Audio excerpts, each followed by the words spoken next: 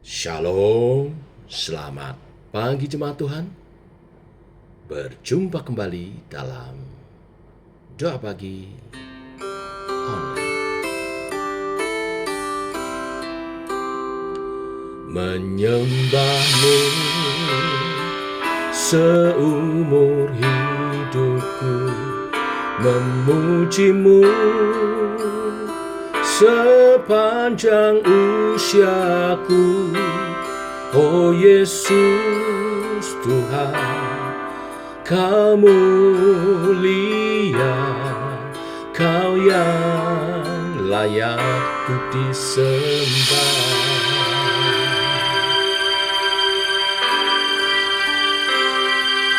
Oh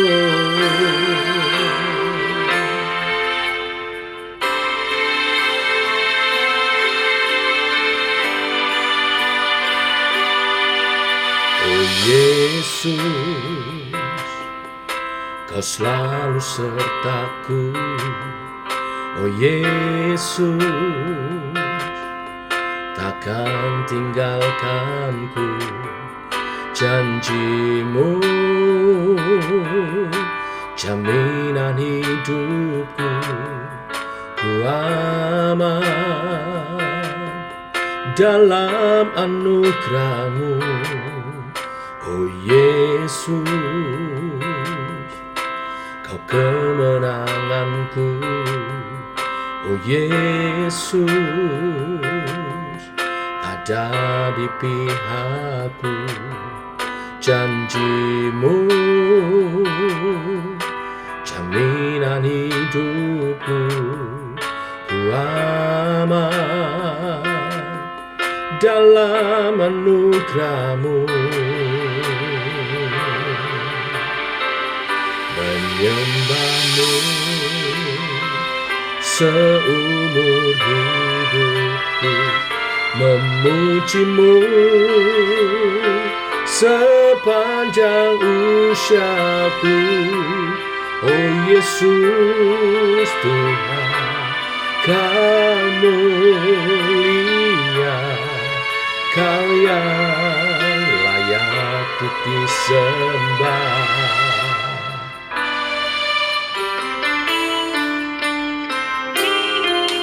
Oh Yesus, Kau kemenanganku. Oh Yesus,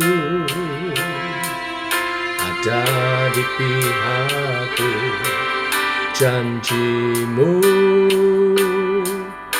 jaminan hidupku, ku aman dalam anugerah-Mu. Menyembah-Mu seumur hidupku, memuji-Mu sepanjang usiaku. Oh Yesus Tuhan, Kau mulia, Kau yang layak untuk sembah. Menyembah-Mu seumur hidupku, memuji-Mu sepanjang usiaku. Oh Yesus Tuhan, Kau mulia, Kau yang layak untuk disembah.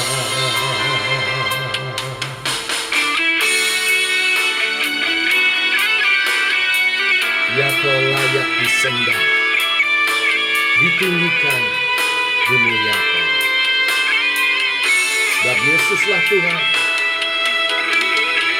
Raja di atas segala raja. Tuhan yang rela jadi manusia untuk menebus segala dosa kita, menanggung hukuman kita, memberikan anugerah keselamatan hidup kekal. Ya, Dia layak. Dia layak.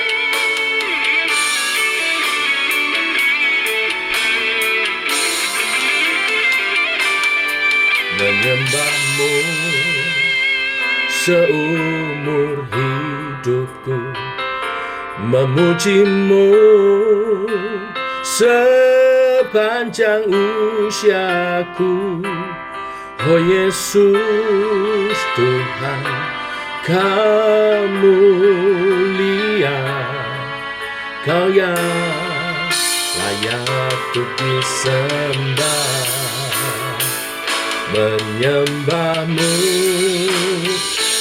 seumur hidupku, memujimu sepanjang usiaku. Oh Yesus Tuhan, Kau mulia, Kau yang layak untuk disembah. Oh Yesus Tuhan, Kau mulia, Kau yang layak untuk disembah.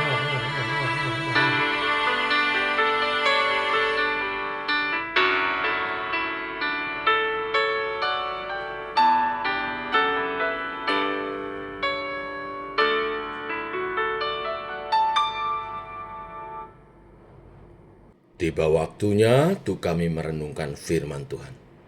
Firman-Mu lah suluh dan terang bagi jalan kami. Berfirman Tuhan, terangi jalan kami, tuntun langkah kami. Dalam nama Tuhan Yesus Kristus. Amin. Bapak Ibu, kita lanjutkan renungan firman pada pagi hari ini. Matius pasal 28 ayat 1 sampai dengan yang ke-20. Demikian firman Tuhan. Setelah hari Sabat lewat, menjelang menyingsingnya fajar pada hari pertama minggu itu, pergilah Maria Magdalena dan Maria yang lain menengok kubur itu. Maka terjadilah gempa bumi yang hebat, sebab seorang malaikat Tuhan turun dari langit dan datang ke batu itu dan menggulingkannya lalu duduk di atasnya. Wajahnya bagaikan kilat dan pakaiannya putih bagaikan salju. Dan penjaga-penjaga itu gentar ketakutan dan menjadi seperti orang-orang mati. Akan tetapi malaikat itu berkata kepada perempuan-perempuan itu, "Janganlah kamu takut, sebab aku tahu kamu mencari Yesus yang disalibkan itu. Ia tidak ada di sini, sebab ia telah bangkit, sama seperti yang telah dikatakannya. Mari, lihatlah tempat ia berbaring. Dan segeralah pergi dan katakanlah kepada murid-muridnya bahwa ia telah bangkit dari antara orang mati. Ia mendahului kamu ke Galilea, di sana kamu akan melihat dia. Sesungguhnya aku telah mengatakannya kepadamu." Mereka segera pergi dari kubur itu dengan takut dan dengan sukacita yang besar, dan berlari cepat-cepat untuk memberitahukannya kepada murid-murid Yesus. Tiba-tiba Yesus berjumpa dengan mereka dan berkata, "Salam bagimu." Mereka mendekatinya dan memeluk kakinya serta menyembahnya. Maka kata Yesus kepada mereka, "Jangan takut. Pergi dan katakanlah kepada saudara-saudaraku, supaya mereka pergi ke Galilea, dan di sanalah mereka akan melihat aku." Ketika mereka di tengah jalan, datanglah beberapa orang dari penjaga itu ke kota dan memberitahukan segala yang terjadi itu kepada imam-imam kepala. Dan sesudah berunding dengan tua-tua, mereka mengambil keputusan lalu memberikan sejumlah besar uang kepada serdadu-serdadu itu dan berkata, "Kamu harus mengatakan bahwa murid-muridnya datang malam-malam dan mencurinya ketika kamu sedang tidur. Dan apabila hari ini kedengaran oleh wali negeri, kami akan berbicara dengan dia, sehingga kamu tidak peroleh kesulitan apa-apa." Mereka menerima uang itu dan berbuat seperti yang dipesankan kepada mereka. Dan cerita ini tersiar di antara orang Yahudi sampai sekarang ini. Dan ke-11 murid itu berangkat ke Galilea, ke bukit yang telah ditunjukkan Yesus kepada mereka. Ketika melihat dia, mereka menyembahnya, tetapi beberapa orang ragu-ragu. Yesus mendekati mereka dan berkata, Kepadaku telah diberikan segala kuasa di surga dan di bumi. Karena itu pergilah, jadikan semua bangsa muridku, dan baptislah mereka dalam nama Bapa dan Anak dan Roh Kudus.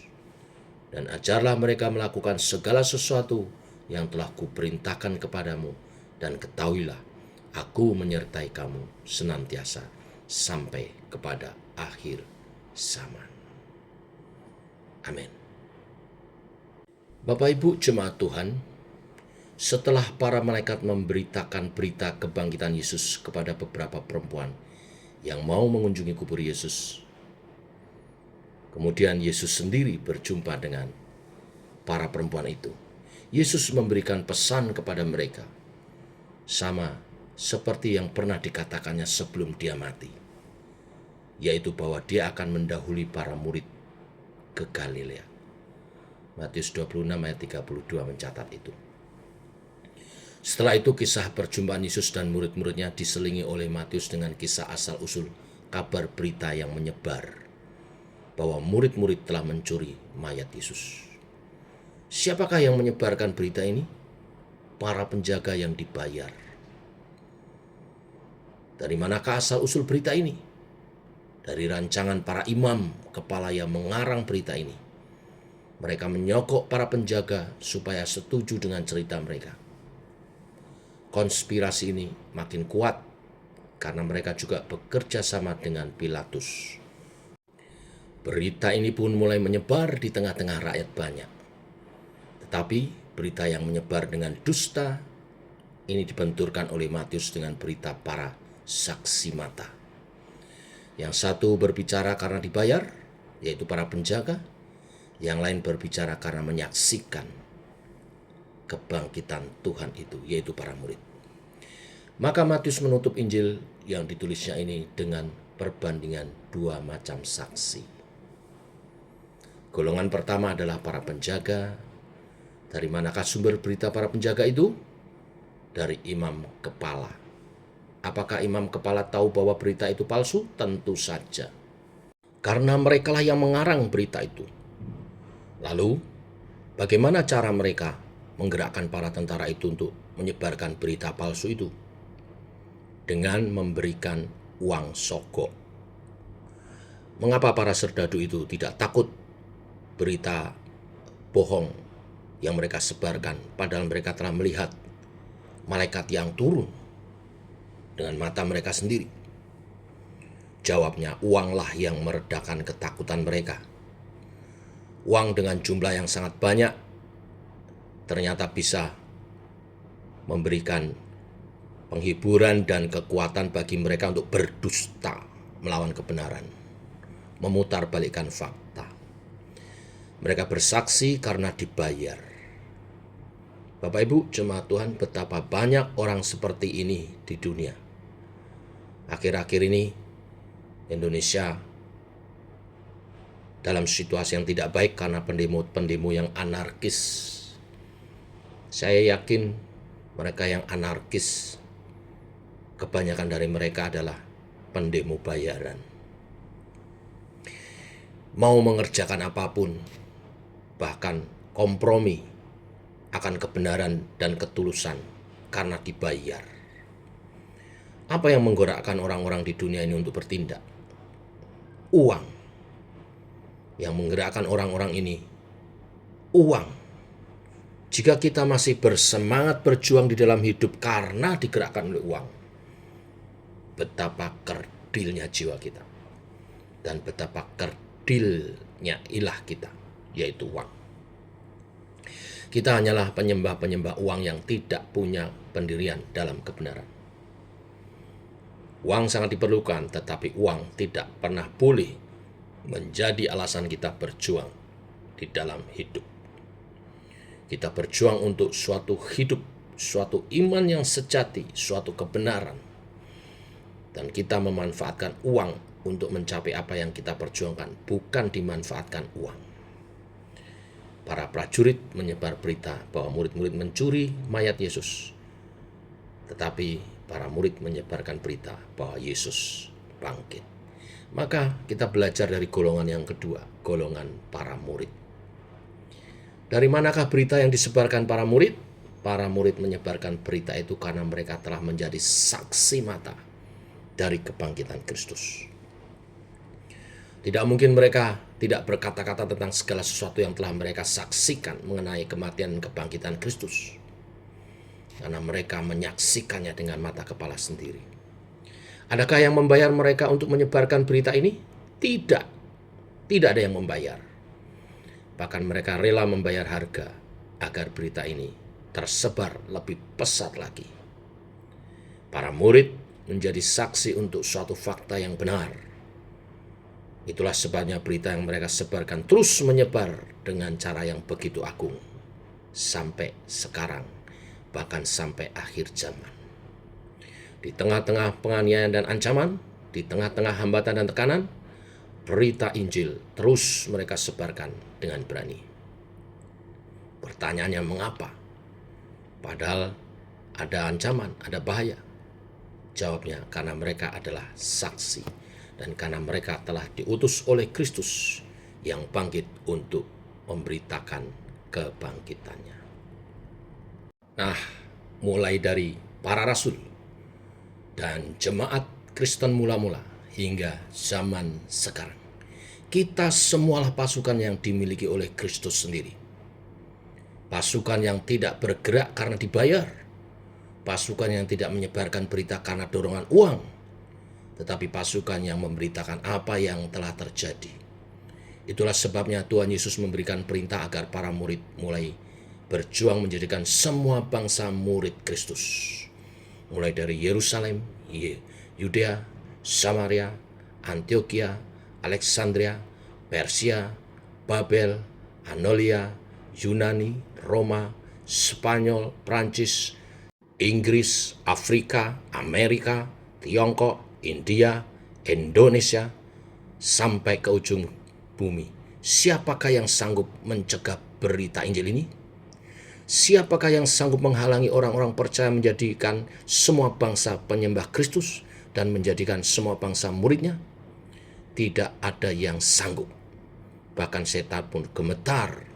Setan pun gemetar melihat apa yang dilakukan para murid dengan kuasa Roh Kudus. Jemaat Tuhan, inilah berita firman Tuhan hari ini. Mari menjadi bagian dari kebangkitan Kristus. Tuhan membangkitkan kita semua untuk meneruskan perjuangan ini. Siapa yang diam dan tidak bergerak berarti dia belum menangkap inti dari amanat agung Yesus Kristus. Jadikanlah semua bangsa muridku. Yang menjadi penekanan bukanlah kata murid.